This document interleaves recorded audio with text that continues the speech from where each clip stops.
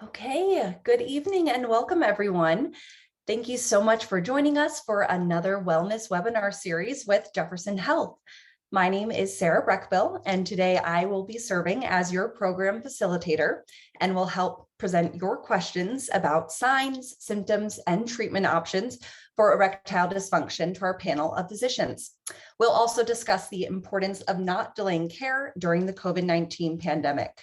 And today we are joined by two physicians, Dr. Jocelyn Fuchs, male reconstructive urology and prosthetics, Mid-Atlantic Urology, Abington, and Dr. Paul Chung, associate professor, co-director of Men's Health Program, director of reconstructive urology, trauma, and prosthetics. Well, thank you so much for submitting your questions in advance.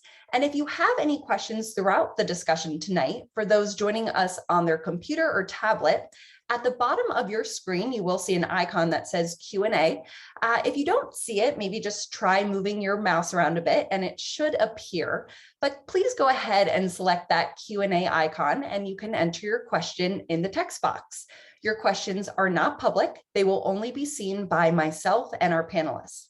And since this is a sensitive topic, when you submit your questions, you have the option to submit anonymously. So for those joining us by telephone, if able, please email any questions to marketingevents@jefferson.edu. And we'll do our very best to get to as many questions as possible, but may not be able to answer all of them during tonight's virtual event. And due to hospital university guidelines and privacy, we are unable to comment on specific cases or the number of patients we have treated or are currently treating. Likewise, if you are experiencing any symptoms that may require medical attention, please consult a medical professional. Finally, don't worry, we've taken the liberty of muting everyone's line to eliminate that annoying background noise. So feel free to move around and get comfortable. Okay, now with that, I do want to give each of our panelists a minute to say hello, let us know how you're doing, and then we'll move into our submitted questions for tonight. So Dr. Fuchs, we'll start with you. How are you doing this evening? Thanks, Sarah. I'm doing really well. I just want to kind of express that this is a really great opportunity to be here with my colleagues from Jefferson Health and to really talk about erectile dysfunction and answer all of your questions.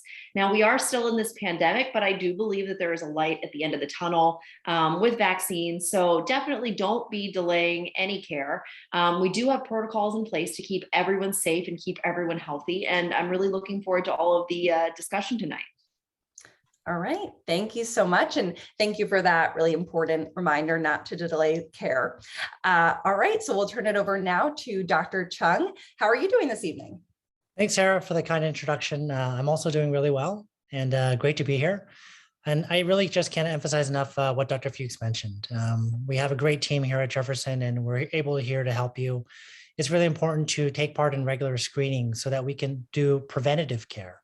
And that's what our goal is with this webinar today, to try to help with preventative care for erectile dysfunction, for example.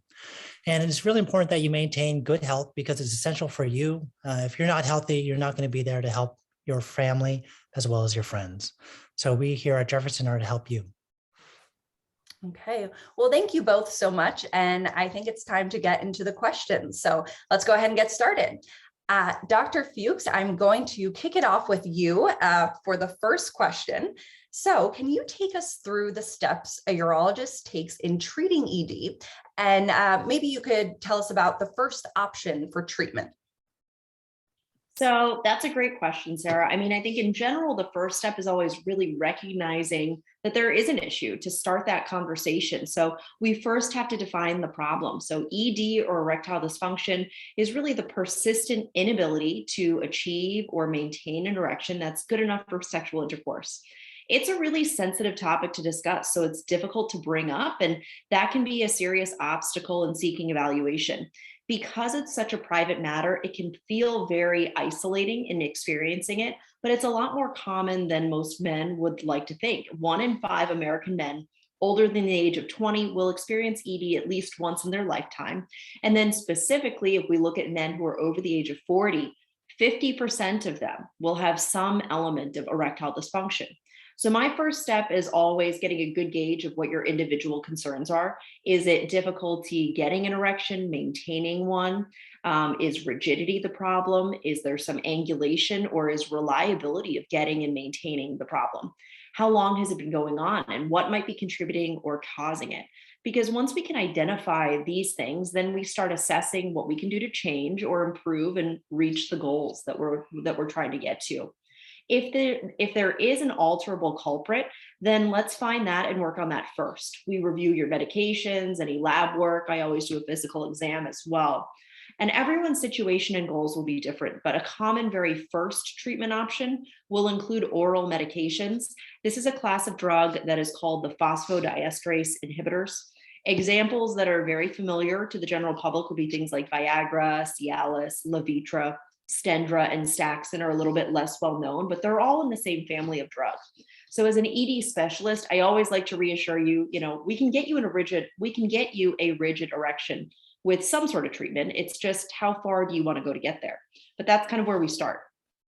Okay, thank you so much. I think that's some really helpful information to start us off with. And I think just as a follow-up to that, I would love to ask, what can men do maybe on their own to prevent ED and any other related conditions? So in general, you can think of anything that is good for heart health is also good for erectile health as well. So generally, any healthy lifestyle choices that would be good for your heart and mental status will pay it forward for sexual health. For example, things like a low-fat diet, weight loss, quit the smoking, and reducing stress. These are all going to be a way to kick things off in the right direction. Okay, so really just emphasizing that healthy lifestyle all around. Thank you. Okay, Dr. Chung, let's turn to you now. A question for you: how much of a factor is a person's blood pressure on erectile dysfunction? That's an excellent question that somebody brought up. And high blood pressure is one of the most common medical issues that we have in America. And it's also one of the most frequent causes of erectile dysfunction. So they definitely relate. The problem is that you need good blood vessels to be able to get an erection. You need good blood vessels that allow blood to go in, but you do not need, if you have leaky blood vessels that allow too much blood to leave out, then that's not going to allow you to sustain an erection. The problem with high blood pressure is that these blood vessels can become injured by high blood pressure. These blood vessels can become narrow, they can be ruptured, and they can even leak. So you can understand how that can cause erectile dysfunction. And the challenge with this is that if these blood vessels then become injured, then they can develop and cause erectile dysfunction. Okay. And as a follow-up, again, just generally speaking, why is it also so important to control your blood pressure? Sure. So in addition to erectile dysfunction and, preventing erectile dysfunction from becoming worse, we often use erectile dysfunction, especially in our younger patients, to be able to capture them, to teach them about how to take care of their health. What we mean by that is the blood vessels within the penis are actually quite small. So if those blood vessels are already being damaged, you can imagine what's going to happen in the future to the larger blood vessels that lead to the heart or the larger blood vessels that lead to the brain.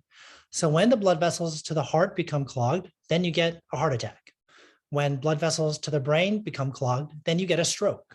So that's why we really try to enforce these patients to have good follow-up with their primary care physicians to control that blood pressure or diabetes, or to see a cardiologist early so they can get preventative care. And because the problem with high blood pressure is that many people don't feel like that it's going on. They don't feel like there's a problem. But one thing that many young men will notice is erections. So we try to use that to our own advantage to be able to help protect them in the future. Okay. So again, just really looking at that overall health picture, really helpful. Okay, Dr. Fuchs, I'll turn it back to you. Is prostate cancer a major cause of ED? And what other medical conditions could be causing erectile dysfunction? So in general, I think as urologists, we see prostate issues all the time. Prostate cancer itself is not actually a cause of erectile dysfunction, but unfortunately, a lot of the treatments that we use for prostate cancer can produce erectile dysfunction either on a temporary or permanent basis. So this is all because of the anatomic relationship with the neurovascular bundle and the prostate. The nerves that provide a lot of the stimulation for an erection lie taped to kind of caked on the outside of the prostate. And so they can be injured during any sort of prostate cancer treatment. Prostate cancer treatments are primarily going to be either surgical, so that's a radical prostatectomy or removal of the prostate, or radiation to the prostate. But both of these can damage the nerves as a result. So radical prostatectomy, which is that removal of the prostate altogether, can result in a decline in erectile function in everyone. So a very realistic expectation is that if you're having a radical prostatectomy completed, you'll never be as potent as you are preoperatively. It will always be slightly worse than you were going into it. And 10 to 46% of men will report ED about a year after surgery. Radiation to the prostate also can cause erectile dysfunction, although that tends to be a little bit more delayed.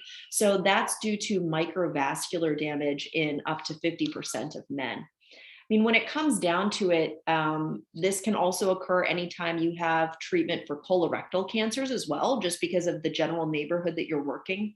Some of the other causes of erectile dysfunction, I think Dr. Chung already touched upon, but anything that affects vascular disease will certainly increase your risk for erectile dysfunction. So high blood pressure, coronary artery disease, stroke, smoking can also affect vascular health. Other common hits would be diabetes. Some of the medications that you may take, things like blood pressure medications, antidepressants, anti-anxiety medications, can have an effect on erectile function. Low testosterone, things like penile curvature or Peyronie's disease can also be risk factors for ED. Okay. Thank you. A lot of helpful information there. And I think now, Dr. Chung, I want to turn it over to talk a little bit about treatment options. So specifically, there seems to be a lot of medication options available for ED. Is medication an option for all patients? And if so, what are the benefits of one medication over another? Sure. So definitely there are a number of medications that are available that Dr. Fuchs mentioned. And these are names that that people talk about casually in movies and things like that, or you see in commercials: Viagra, Cialis, Stendra, Levitra. In general, these are all the basic class of medicines, and they all work the same way. These medicines do have a few small nuances that do make some advantage of why you might choose one versus the other. But in general, often the first thing comes down to cost and what the insurance company will pay for. So the only two that are generic are Viagra or sildenafil or Cialis or tadalafil. Those are the generic names. And that really provides people the ability to get these at a very low cost, out-of-pocket expense if it's not covered well by the insurance company. In general, these medicines really do need to be taken correctly. In general, we say roughly about an hour before. It's better to take most of them on an empty stomach, and it does require physical activity. So when many people come to see Dr. Fuchs and I, although they've been prescribed it, they had never taken it correctly. And in general, we say, you can't rely on just taking the medicine one time. You really need to try about 5 to 6 times to make sure that you gave it a good shot. So when we talk about medication options, the real thing that we need to ask people is, how effective was it? And what does work mean? And that's pretty relative. For example, if somebody has a 2 out of 10 erection and the medicine works, but gets them to a 4 out of 10 erection, that's in reality not really working. People are really looking for a more potent erection, 7, 8, 9 out of 10 of erection. So although they may get an effect, that's different from actually working for the patient. There are some other treatment options that are perhaps not really medicines that we can touch on and discuss a little bit more in depth, perhaps in the later questions. One of them includes a vacuum erection device. This is a cylinder which is placed over the penis. It applies a suction to draw blood into the penis to obtain an erection. Then an elastic or rubber band is applied at the bottom of the penis to trap the blood in to be able to sustain an erection. Obviously, this has obvious negatives, which you can imagine. Another great option is delivering medicine directly into the penis right where it needs to go, and that's penile injections. And we have a lot of patients who do that. The benefit of this is that you're delivering medicine at right where it needs to be at a stronger dose, and it allows patients to be able to titrate the medicine so that they can adjust the medicine to what they need to be able to get the erection that they want. Obviously, there are also some challenges with this. It's not covered by the insurance companies. It is can be uncomfortable for patients. We completely understand that some patients don't even want to try it. We completely get that. And another treatment option that exists is a penile implant. This is a procedure, and we kind of akin it to having a hip replacement or knee replacement or shoulder replacement. We're trying to restore that natural function in a procedural way, however, in a concealed way. Many people have a lot of misconceptions about these treatment options, and the penile implant is something that is completely under the skin. Nobody knows that you have it. So we really encourage people to see specialists like Dr. Fuchs and myself so that we can help the patient navigate some of these misconceptions that they have, so that they have the opportunity to learn about what treatment options that exist, and so that they can make a treatment option for themselves. And if they decide that they don't want any treatment option, that's okay too. At least they learned about it, and at least they made their decision on their own and sought the care that they needed. Okay. Thank you. A lot of helpful information there and a wide variety of treatment options. Additionally, with that, there seems to be a growing number of mail order options available for men with ED. What are the risks and benefits involved with these companies? And maybe why should someone consider seeing a urologist instead? Yes, there are a lot of options out there. You can order medicines on your phone. You can order them on your computer. The access is very easy now. There have been some studies that have been recently published at our meetings and presented, and they really look at the cost of these services, and they are extraordinarily high. You are paying for that convenience. That's number one. The studies have been showing that if you have a visit with the provider and receive a prescription, that there is a significant cost savings. So that's the first easy off the bat. The second thing I'd say is many people are maybe hindered to actually talk to somebody about their erections in person. Well, with COVID, we've been able to really advance our telehealth technology or telephone technology even. And that's a way that patients can even talk with their providers like Dr. Fuchs and I very easily in the comfort of their own home. So I'd say that's something that we can do that can be beneficial. And I'd also say that we can really help people to understand how to get medicines in an affordable way.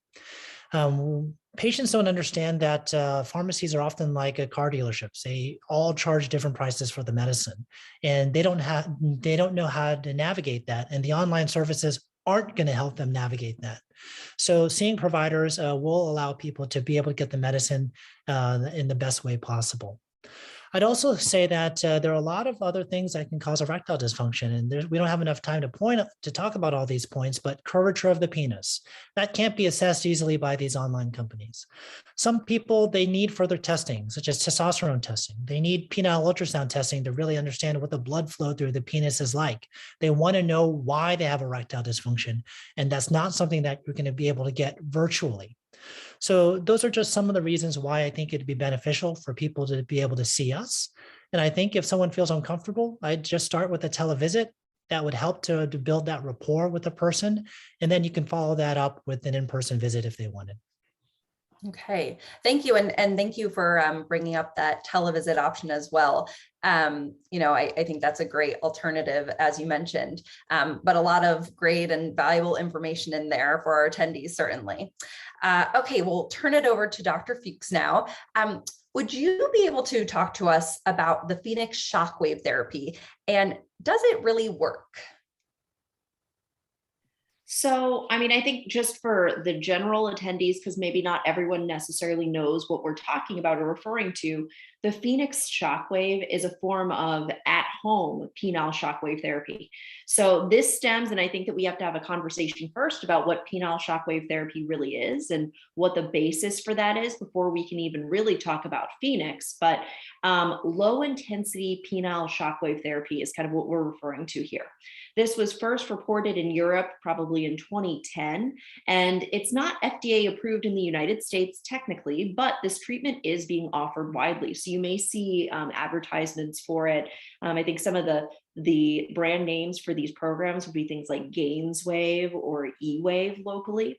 The thought process for how it could help would be that micro trauma to the erectile tissue. So there are these little shocks that are delivered to the penile tissue itself in the office. They promote new blood vessel growth. And so erections are all about blood flow. If you have more blood flow and new blood vessel growth, then in theory, you may have improved erectile function. Usually this is going to be a little bit of a prolonged course. So you're going in 1 or 2 times a week for a 5 to 10 week course, depending on the program. And some studies have actually shown some improvement in mild erectile dysfunction cases. So mild erectile dysfunction, I would define as guys who are still responding to medication. So in this subgroup of men, about 40% of guys will see some improvement, and this can last for about 1 to 2 years. At least that's what they report in about half of the men who do see a response. So that's a decent response, but you have to look at the other side of it. Because it is not FDA approved, this is not something that's going to be covered by insurance. So as a result, the cost is usually going to be somewhere around $3,000 to $6,000 for a treatment that may or may not work and last for maybe a year or 2 if you're in the best scenario. The advantages of this is obviously that it is not medication. It's minimally invasive. No needles, no knives, none of that. It is certainly considered safe, so you do have that assurance. And it can help with men who have mild erectile dysfunction. But then you have to also think about the flip side. Disadvantages would be that it doesn't really work as well in men who have more severe erectile dysfunction. So in guys with more moderate to severe cases of erectile dysfunction, it's probably not going to be the best option for you. The durability and kind of how long the effects will work for you are questionable. It can be expensive for out-of-pocket cost. And when you really think about it, I think at least in my practice, I don't have a ton of people who end up choosing this route just because the results and response are probably similar to medication. If you're a mild erectile dysfunction guy, like you're still responding to medications. And for that, just like Dr. Chung was stating, you can get these for relatively cheap. So to pay $3,000 to $6,000 out of pocket for something that may only last for a year or 2 is difficult to stomach. So specifically, Phoenix is the brand name of this at-home shockwave therapy. This hasn't been very well studied, so I don't love this one. If I were going to say, if someone's going to do this, go with one of the in-office treatments where you actually have someone who's trained in this doing this for you. And there's actually research to back it up. This at-home Phoenix delivery, there's no real documentation of what the power is that's delivered. So you don't know if the results from the hospital-based studies applies to the home system. And you're having a novice, someone who's never done penile shockwave therapy yourself, doing it to yourself. So you can't really expect the results to really translate. Okay, thank you. A lot of, again, helpful and valuable information in there. Dr. Chung, I'm going to turn it to you. There is something called PRP and New Injectables. Can you talk a little bit more about that? Yes, these are questions that we do see in our office time to time, and I think what Dr. Fuchs mentioned and how she addressed it is, a great way to describe to people. These treatments in general are not FDA approved. They do require out-of-pocket expenses. And this would be like if you're a millionaire and you can afford these things, and they're probably not harmful for you. But most of us can't afford these treatments just out of our pocket easily like that. And the problem with these type of treatments is you have to think about who's offering them. Since they're not FDA approved, they're all out-of-pocket cash practices. So that's why when you hear the radio, look at the newspaper, look online, you'll see dermatologists offering these services. You'll see plastic surgery providers offering these services. And then you have to wonder, why are they offering these services? And then you have to see what the benefit is. If you're going to get these type of treatments, as I mentioned, they're probably unlikely to be dangerous for you, but you really need to ask that provider and see look them in the face and say, what do you really think I'm going to get out of this if I pay you X amount of money? What are your results and how have you studied your own patients? And if you come away confident and willing to make those payments, then I think that's acceptable and you've received enough information to proceed. We as a urology society have kind of guidelines and things like that we follow. One of the recommendations that we have are people who are doing these investigational studies that they be under the auspices of a clinical trial.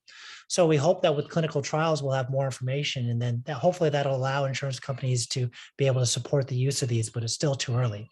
So going back to your question about PRP, that stands for platelet-rich plasma, or P-shot is kind of the most common one. These, and similar to the shockwave therapy, there's really taken from the orthopedic treatment literature and their experiences. The issues with PRP is similar to shockwave. There's not a lot of studies. They haven't shown consistent success, and that's why it's not covered by insurance. The other type of therapy that exists is stem cell therapy. This is even more unknown, and this is not something that's commonly done even at significant academic centers. So this is not something that you can get routinely by a provider by any means. So I'd say just consider what the real benefits may be. Think about really what you're looking for, and try not to rush into these type of treatments without really asking yourself what you're trying to gain. Okay, thank you so much. Dr. Chung, I'm going to follow up again with you. Obviously, we've been discussing these treatment options, but if medication, diet, and exercise, if they don't work for some patients, what other options are available? Sure, and this is a scenario that exists. You know, not everyone has bad diabetes. Not everyone has uncontrolled blood pressure. Often I'll see people who are very fit, very healthy, who are not overweight, who are exercising every day, and they still have erectile dysfunction. So I think in those type of settings, we need to just recognize that sometimes health is a balance, and we can't solve all things just by our own health. And we need to recognize and give credit for people for trying to do what they can. So in those type of settings, there are some other things that can be done to help kind of explain why they're having erectile dysfunction or metabolic issues. One of them can be simple blood testing, just checking their testosterone. And another one may be getting a penile ultrasound with specialists like ourselves to be able to understand what the blood flow may be. And even some patients, they may even benefit from seeing a sex therapist, for example. Having erectile dysfunction can be stressful. That can affect people, that can affect relationships, and can really cause people to suffer in the bedroom or by themselves. And that's something that we commonly advise people who are very motivated to try all of these things so that we can get them to the place that they want to be. So in addition to that, I always want people to understand that oral medicines are not the only thing. Unfortunately, there's many patients out there who do receive oral medications from their primary care physician. They don't work, so they give up because they don't know that anything else exists. But as we discussed, there are vacuum erection devices, injections, penile implants. Although these may not be things that you ever dreamed of having or things that you understand, we completely get that. No one comes to our office asking for these type of treatments on the first time. These take education, and that's what we are there for our patients. We're there to educate them on each and every step so that they can make educated decisions and be happy with the decisions that they make. Okay, thank you. And you're certainly educating us and all of our attendees tonight. So thank you. And just a wide variety of options again. So thank you for detailing that for us. Dr. Fuchs, I'm going to turn to you now. Are there any new surgical procedures on the market that might help patients? So that's a great question. I think that this kind of piggybacks off of what Dr. Chung was saying. I mean, there are ways for us to get you an erection. It's just you have to know that they exist and you have to understand what the risk benefit ratio is and choose what's right for you. So surgery is definitely a way that we can get you an erection. There is a very clear outcome from that, and it's very predictable. In terms of new surgical procedures, there's maybe not brand new surgical procedures out there, but there is a very reliable one, and that would be the penile implant. I think Dr. Chung touched on that a little bit earlier. There's two subgroups of that. There's a malleable model and then an inflatable model. The prototype of the inflatable prosthesis has really been around and been proven since the 1980s. It makes it incredibly well studied. We know exactly what we're doing with it and kind of what to expect as a result.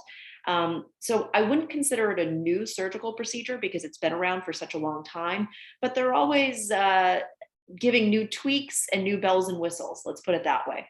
So the new evolutions of the implant have included things like antibiotic implant coating, which decreases complications rate, a lockout valve, the pump shape is constantly changing.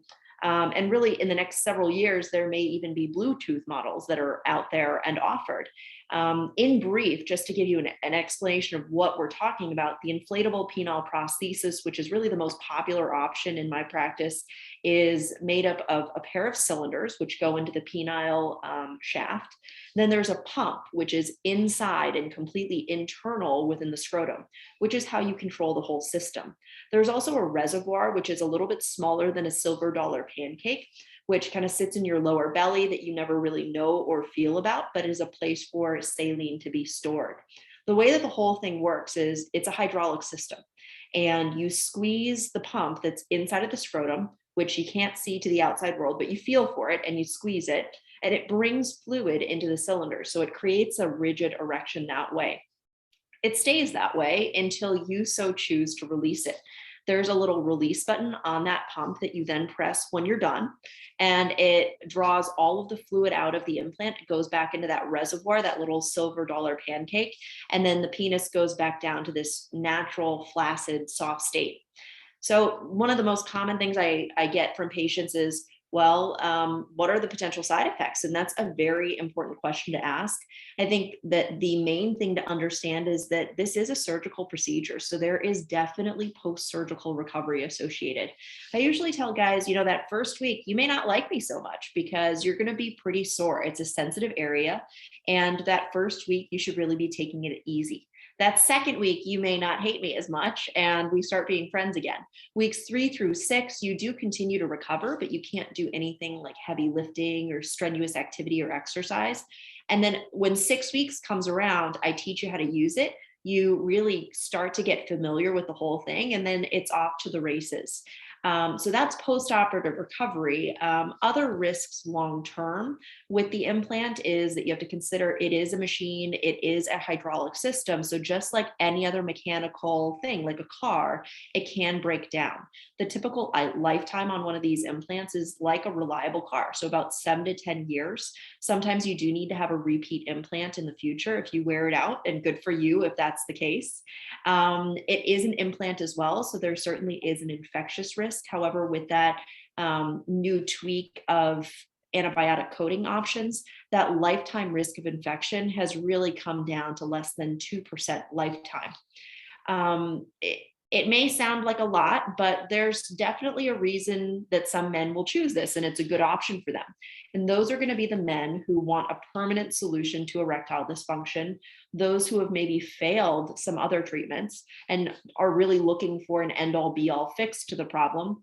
I think one of the most attractive things about the implant is that it gives you a very predictable and reliable result, that you know exactly every time that you do this, you're going to get the same result. You're going to get a rigid erection, and you can keep it for as long as you want, and you have complete control. It's nice in that way, because I think a lot of men who have gone through other treatments, I think that sometimes the unreliable nature of how you're going to respond to a treatment or medication is one of the most frustrating things that you go through. And then finally, I think we have to think about patient selection and patient satisfaction. I think that those go hand in hand, because the guys who really understand what they're going through and choose to go through this are generally pretty happy afterward. So the overall satisfaction rates that have been reported are about 87 to 98%, which is about as good as you can ask for any sort of surgical procedure. Okay, thank you. Yeah, those are great satisfaction rates. And thank you kind of for taking us through your friendship with the patient. I thought that was helpful. But now moving into a question for both of you, as we're just about to get into our live questions from the audience. Why should someone choose Jefferson over another hospital for treatments for erectile dysfunction?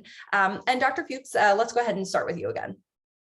So I think that the way that you phrased it is actually really great. So why choose Jefferson over any other hospital? And I think that one of the biggest things about Jefferson is everywhere. So you think about Jefferson not only as the main hospital that you might consider down in Center City, but the entire Jefferson umbrella is ever expanding. So you can choose to see a subspecialist like Dr. Chung or myself in a place that's really a lot closer to home.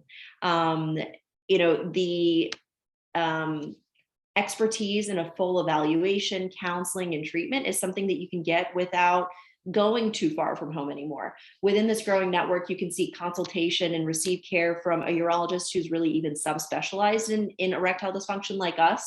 So if you're looking for someone in Center City, South Jersey, someone in that area, Dr. Chung is right down the street from you. If you're in the Abington, Montgomery, Bucks County area, Abington Hospital is really close to you, and that's where I'm based as well. Okay, thank you. And Dr. Chung?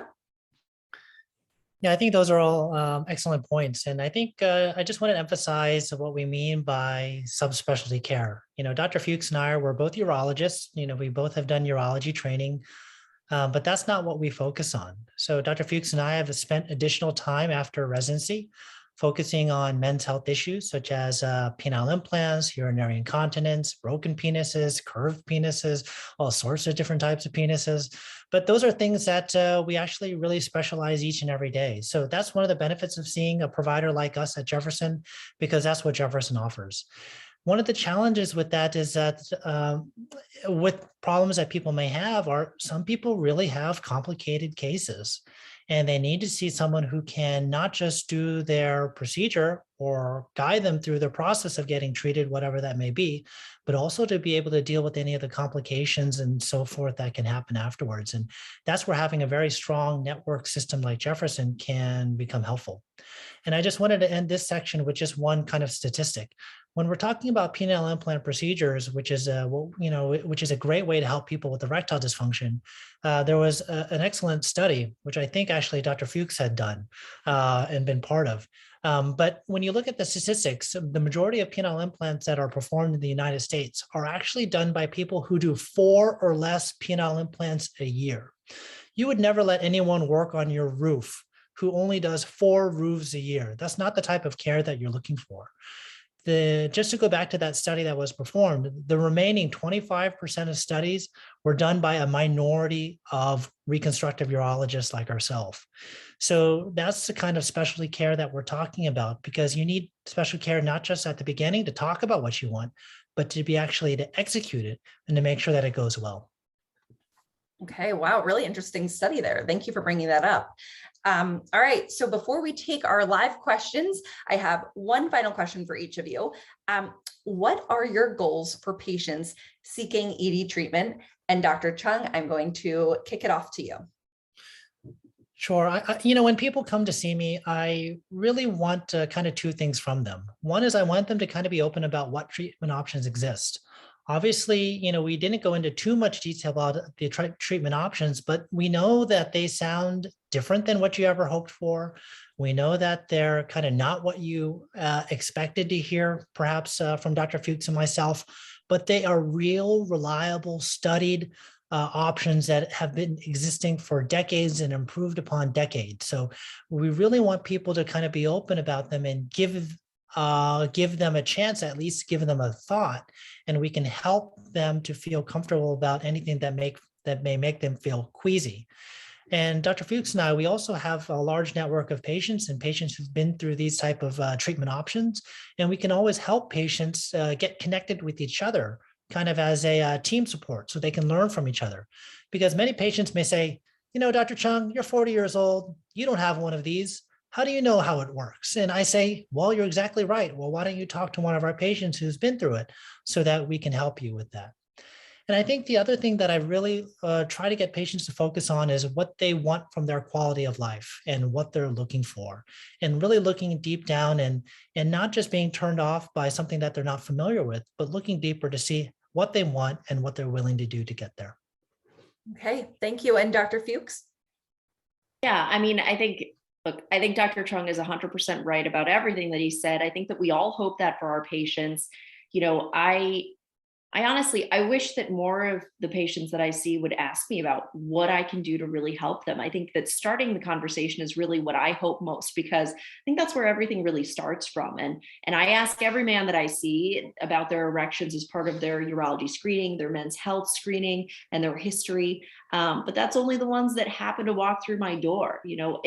If every man voiced what they're actually thinking in their head, I think that we would be in a very different place than we are right now. So whenever someone asks me, hey, is it too late? Has it been too long? Have I been dealing with this too long? And my answer to that is, then your answer should be, it's been long enough. You should have been calling me a year ago, 2 years ago, 10 years ago. And number two, sometimes I think that people think that, hey, I think I'm too old for this. Maybe this is not something that I really have options for anymore. To which I tend to answer, hey, if you're interested and you are asking, then you're definitely not too old, and there are options for you. Something else that I have as a goal of mine as well is for men to really not only think about what they're looking for, but then also pay it forward and think about who else is involved here. So something that I think oftentimes gets missed during an office consultation is partner satisfaction. It's something that may not be something that you think of initially, but I guarantee you it's going to be something that you think about day in, day out once it comes down to it. With looking at what your goals are for your relationship, for your partner, and how to get you both to a place where you're both happy. And I think that's really going to be the happiest man that I treat, is not only making you happy, but also your partner happy.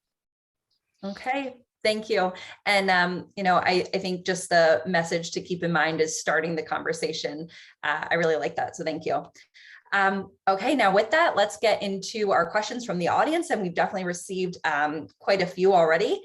So starting it off, and, Dr. Chung, Dr. Fuchs, whoever wants to take it, go ahead. But our first question from the audience, if a patient has a pump implanted, is the patient still able to have full function, including ejaculation? Sure. I'll take that since Jocelyn, you can have Dr. Fuchs, you can have a quick break. But, so the question that people have, they're worried about the pump. They're worried and saying, oh my gosh, is this going to change me? And what I do is I tell patients that pump is only going to do one thing for you, and one thing only. It's going to help you to get an erection that is allowing you to be confident, that an erection that you can use when you want, where you want, and as long as you want. However, the flip side is positive. It's not going to change the way you pee. It's not going to change your sensation. It's not going to change the way you orgasm. It's not going to change the way you ejaculate unless that was already changed by prior treatment, such as prostate cancer treatment. So really, this can only be a positive thing and help with erections. Okay, great. Thank you. Okay, another question from our audience.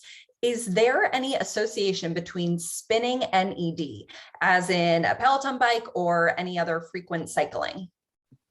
Yeah, so that's a good question. I mean, I think that there's probably not a great association between spinning and biking, which is very popular, especially in the COVID pandemic, and erectile dysfunction. However, there is a link between spinning and constant pressure on that perineal area, basically where you sit on a bicycle seat, and sensation. So numbness is certainly something that can happen. I think in general, if you're doing things to stay fit, then that's probably a good thing. So I never turn people away from that. But doing excessive biking can certainly cause pressure on some of the nerves that will supply sensation up there. So while it may not make a huge difference in terms of blood flow per se, it can make a difference in terms of sensation on occasion. Okay, thank you. Let's continue with it. Our next question from the audience, and Dr. Fuchs, this is kind of geared towards you. So are implants like what Dr. Fuchs described suitable for a prostate cancer survivor? And yes, absolutely. So implants are definitely something that will be highly effective for men who have been treated for prostate cancer. I would say that in general, all of the treatments that both Dr. Chung and myself have discussed today would be good options for prostate cancer survivors, no matter what treatment you've had. It's just the efficacy and how well they may work for you may be a little bit different. So with men with prostate cancer treatments, whether that's radiation or surgery, because of how it affects your erectile quality in general, while oral options are always still going to be the first step, you're probably a little bit less likely to respond as well and robustly as someone who hasn't had their prostate removed and potentially had neurovascular bundle damage. But other treatments like the vacuum erection device, penile injections, or penile implant are great next step options for prostate cancer survivors. Something that I always tell my patients are, Someone saved your life with treating your prostate cancer. Let me save your marriage. Let me save your quality of life as a result of that. And we can definitely get you there. Penile implant is one of many options that are available. Okay, great. Thank you. Dr. Chung, I will turn to you. Are there any studies that show ethnicity or race as a factor in ED, or is this strictly related to health and age? That's a good question. I'm not aware of any studies that actually look at race and, for example, prevalence of ED. I would say that all men have the risk of developing erectile dysfunction. I think part of the challenge with this question is how open are communities in talking about erectile dysfunction and how different cultures may assess this and what importance does it play for them and how they were raised and things like that. So I would say the answer is no. I would say we as all people should try to maintain good health and try to prevent erectile dysfunction regardless of our ethnicity, race, and so forth. Okay, thank you. Continuing along, we have a question. Can either of the doctors talk about Tamsulosin, apologies if I mispronounced that, but used for enlarged prostate treatment, and if the medication might have an impact on ED? So I'll take that. So I would say Tamsulosin is one of the most common treatments that you're going to see for BPH or prostatic enlargement. The brand name for that is Flomax. So if you're familiar with that, I mean, a ton of men are on this. So Flomax or Tamsulosin does not contribute to ED itself. So it does not affect the vascular supply of the penis and the ability to attain and achieve an erection. What it can do is create retrograde ejaculation. So that's basically where when you ejaculate, the volume of what's going to come out is less than what you're used to or nothing at all.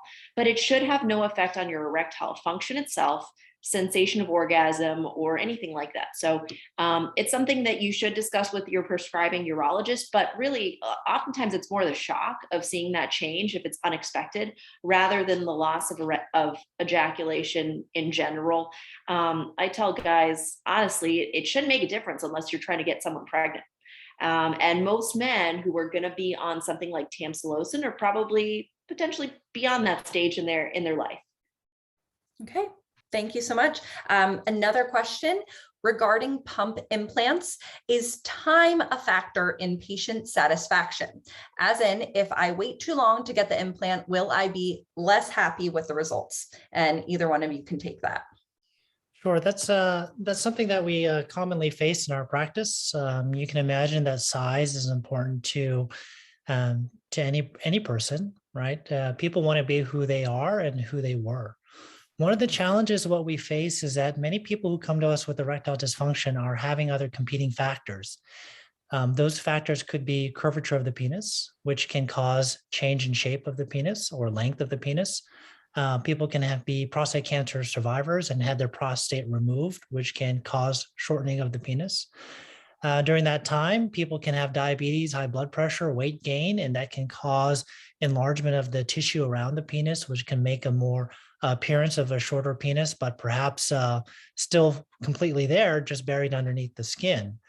So these are all factors that we commonly face when we're helping people with erectile dysfunction who are seeking a penile implant. I would say that I do offer to my patients who are interested in being very aggressive about trying to restore length. There are some options that exist, such as using a vacuum erection device, not in a sexual way, but in a stretching of the penis type of way. You can use this type of device, even commonly as 10 minutes, 3 times a week, for example, to try to soften up the tissue preceding a penile implant to be able to try to maximize what size we're able to obtain. Kind of going back, I know that size is important. And what I try to tell people is that we're most trying to get people to be functional. And we're not able to make people 20 years old again. That's not our goal. We're trying to make people where they are in 2021. Say, for example, if I operated on somebody on December 1st, I'd say, today's December 1st, 2021. We're going to make your penis on this day how it is, the best that we possibly could make it. It may be different than what you experienced previously, but some things change. Okay, Thank you so much. Another question. We're certainly getting a number of questions, so thank you, audience members, for your great engagement. We appreciate it. Okay, so can neuropathy related to lumbar fusion have an impact on ED? What steps could a patient suffering from neuropathy take to address ED? Dr. Fuchs, you want to take that? Yeah, so I can take this. So I would say that in general, neuropathy is an indicator of disease to the nerves. That's why you get the numbness or tingling or potentially pain in the extremities. Oftentimes that can be a result of things like diabetes or degenerative disc disease in your spine. And all of those can certainly play a role in general for erectile dysfunction. And we do certainly see that in increasing rates in men who have neuropathy from either diabetes or degenerative disc disease. Optimizing health in general, and it kind of feels like we're saying this over and over, but it's true. Optimizing your health for diabetes equals an improvement in neuropathy. Optimizing disc health with either, lumbar or spinal surgery can also help with neuropathy. And as a result, we often see that may result in a slight improvement of erectile function as well. I think that realistically speaking, even if you optimize things for diabetes or disc disease with either medication or surgery, you're unlikely to see a return to former glory of erectile dysfunction. But you can see a slight improvement with treatment of those as well. So in long answer for that, the summary would be that those can affect erectile function risk. Fixing those with either surgery or medication, whatever the condition may be, may help restore some erectile function, although realistically, it's probably not going to restore you to what you recall from years ago before all of it even started. Okay, thank you. All right, so continuing with our questions related to congenital adrenal hyperplasia, is this something that you treat in your office, and what is available for a patient with this diagnosis? And either one of you can take that. No takers. Dr. Chung. Sure. I think, the adrenal gland is definitely something that we do see as urologists.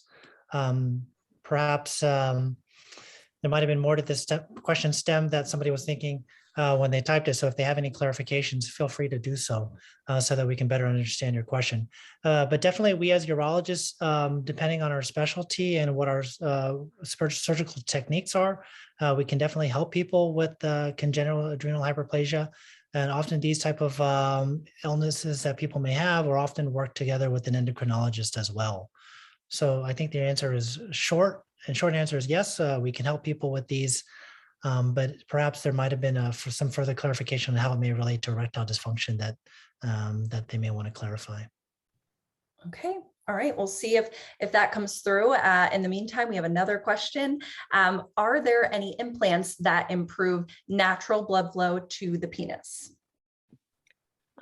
So I will tell you that unfortunately, no. So there are no penile implants or surgical procedures like that, like a mechanical implant that will increase natural blood flow to the penis. But the point of an implant is really to almost circumvent that. So you can't get great blood flow to the penis, which is why you're getting the erectile dysfunction in the first place.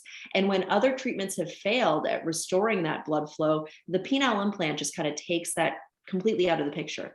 So the implant doesn't increase blood flow. It, in a lot of ways in your mind, should be mechanically replacing the blood flow that used to produce an erection for you. It doesn't take away blood flow, but most likely if you're in the situation where we're talking about an implant, the blood flow to the penile tissues is probably already impaired. One of the things that I do get in terms of question would be the head of the penis itself. So the glans is what we call it. And the penile implant, while it provides rigidity, won't give you that same engorgement of the head of the penis that you may have been used to. But if you still have preservation of that engorgement there when you get sexually aroused, then that will be preserved after a penile implant is placed. So I think that's probably a roundabout way to answer the question, but hopefully that's helpful. The penile implant doesn't create blood flow, it replaces it. It doesn't take it away. Okay, thank you so much. Another question for either one of you. Could my blood thinner medication negatively impact the use of injections or vacuum pumps? Sure, this is actually an excellent question. I have many patients who actually use penile injections while they are on blood thinning medications, as well as using a vacuum pump. It is safe. And all sorts of types of blood thinning medications. They might have a little bit more bruising with application of the needle, but I've never had anyone stop using the medications because of any type of severe bleeding or bruising. When you think about, or just to give you a little bit more detail about how injections are performed, it is something that we would teach our patients how to do, where we would work with them thoroughly on how to administer it, how to drop the medicine. But the needle is actually very, very short and it's very, very narrow. So it doesn't cause much discomfort for most people.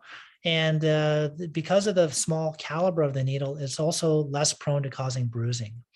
You have to, for some people who've been in the hospital, they've received these type of blood thinning medicines in their abdomen, for example. And that's the very type of small needle that we're talking about. We administer blood thinning medications by injecting people. That's how some of them are commonly administered. So we do that on purpose to people who are on blood thinning medications. So the answer is yes, it's safe to do both injections as well as vacuum pump for people on blood thinners. Okay, thank you. Another few questions that we have. What are some common causes of ED in young adults, maybe in their 20s?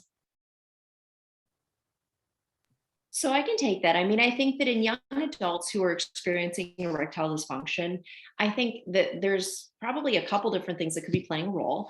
And everyone's story is going to be a little bit different. I think that one of the most common things would honestly be a little bit of performance anxiety. I think that psychologically, there's a lot that plays into a good erection. There's the emotional aspect of it. There's the stress aspect of it. There's really what situation you're in too. So situational and with a partner, there's so many things that play into a high quality erection that it's never just one thing.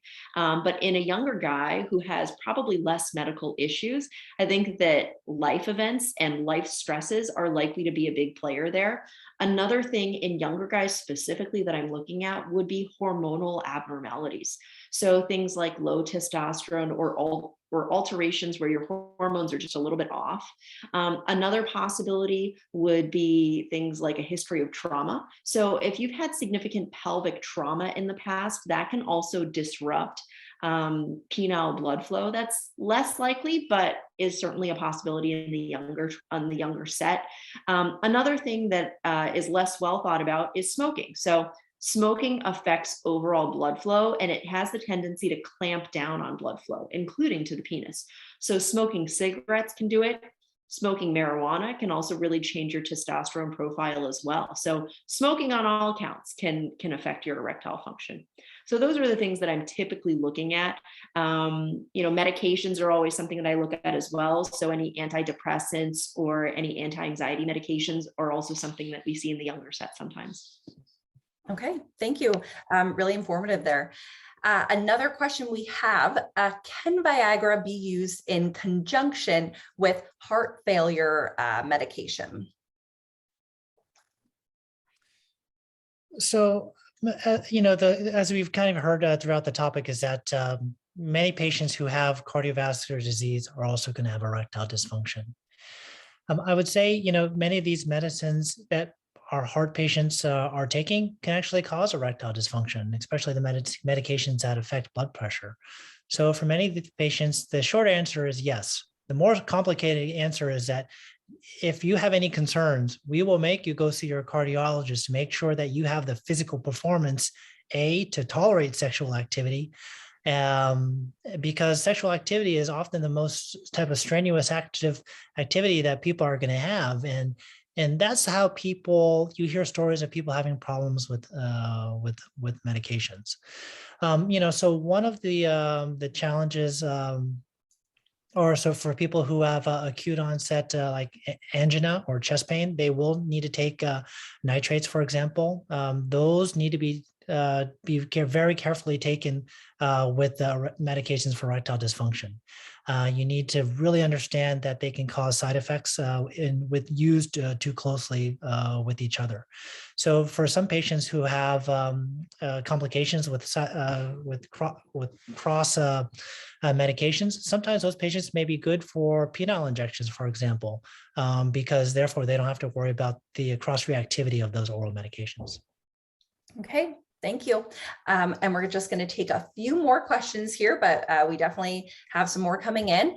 So one other is, does a buried penis make it harder to use a penile implant? And for either one of you. So I would say that buried penis doesn't make the mechanics of using a penile implant any more difficult, because the way that you control the penile implant is really with the scrotal pump. So as long as you can access the scrotal pump, then the implant will work. I think that the bigger question is whether or not you're going to get the exposure that you want if you have a buried penis and you have an implant. So sometimes you end up, depending on the severity of buried penis, there are treatments, surgical or otherwise, that take care of some of the unburying or unroofing of the penis, if you will. And that makes just the ease and kind of your overall satisfaction with an implant probably higher. It's not the mechanics of being able to use an implant, because hydraulically it'll work.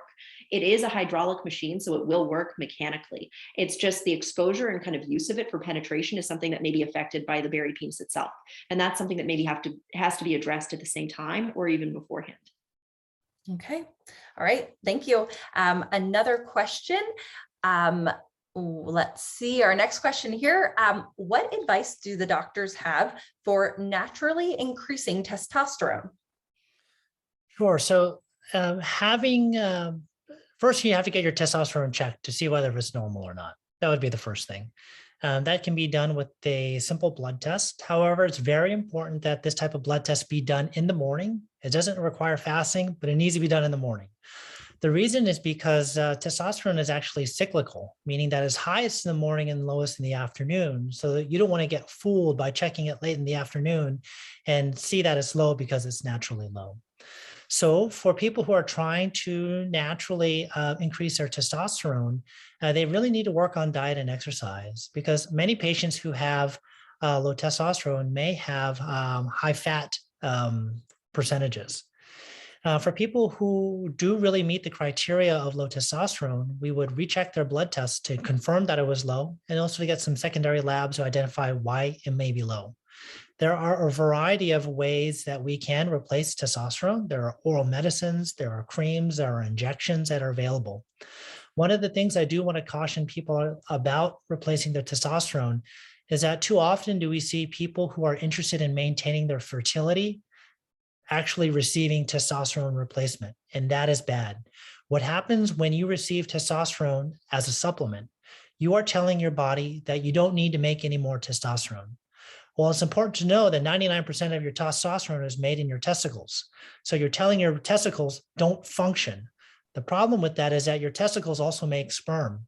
So too often do we see young men who have not been counseled about this, being on testosterone, coming to us, and they don't have any sperm because their testicles have been shut off from that medication. That can often be relieved, and there's other ways that specialists like ourselves can help people with testosterone and maintain their fertility.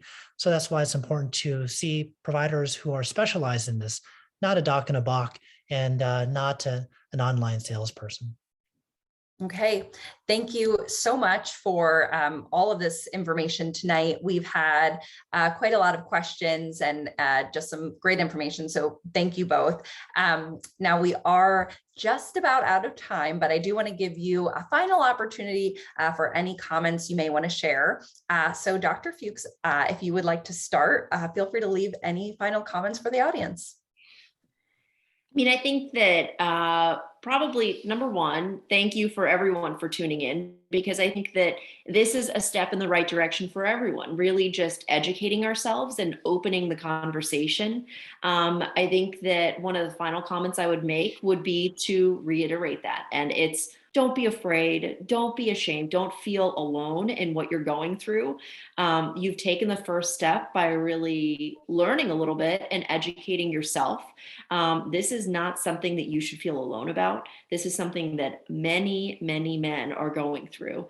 And there's no reason for you to go through it alone without asking for help. And, we are here to help you, and there is no judgment. We're just here to educate. There's no forcing of anything that you may be treated with, but I think educating and understanding what options are available to you are what I want to leave you with. In general, I think that overall health-wise, it's important not to delay your screenings or care as well, especially as we're coming through this strange time of COVID, and we're starting to get back to work and back into regular routine. It's important to really take care of yourself. It's important to see your primary care. It's important to see subspecialists for your screening as well. Okay, thank you so much. And a message you said earlier, just starting the conversation, I think is just a really good one to end on. So thank you. Now, Dr. Chung, any last comments from you? Sure. The opening statistic that Dr. Fuchs gave was that 1 in 4 men can suffer from erectile dysfunction. Men, we just don't talk about these things enough. But if you think about it, 1 in 4, that means in the exact room that you're in, 1 out of 4 men in that room may have erectile dysfunction. When you go on the bus, when you walk down the street, when you get in the subway, and when you go to work, all your colleagues may have many of your colleagues may have erectile dysfunction, many of your relatives. And you'd actually be really, really surprised once you start talking to your friends and relatives about what you've learned from this. You will actually find out how many people have tried these medicines, how many people have tried injections, and actually how many of your colleagues may actually have a penile implant. It's actually way more common than you think that it is. And I just want to remind everyone that, here at Jefferson, we're doing everything possible to be able to take care of our patients under the circumstances. And there are really a lot of ways to get in touch with us. We have great virtual programs, which are providing you today. We can also do the same type of medical visit with telehealth. It functions in a similar way as this, and we can help you with your needs. Okay. Well, thank you so much, Dr. Fuchs and Dr. Chung, for your time this evening. It was just overall a really engaging conversation, so we appreciate it. Now, as we close out this evening, we will be posting a website link that Jefferson is continuously updating with the latest information about the pandemic. We will also be posting a post-event survey, so you can let us know your thoughts. Was this helpful? Is there another time that might work better for you? Any other specialties you would like to hear from? Your feedback will help us bring more virtual events like this to you, the patients. And if there is anything anyone here at Jefferson can do for you in this time of need, reach out to us. We will continue to offer wellness webinar series events, so please keep checking jeffersonhealth.org for upcoming patient events. And a recording of this event will be available on our website in the next week or so you will be able to rewatch. If you would like to make an appointment with our physicians from this webinar, we will be posting scheduling information for both physicians. Thank you once again for joining us, and please be sure to stay safe and healthy. We look forward to seeing you soon. Bye.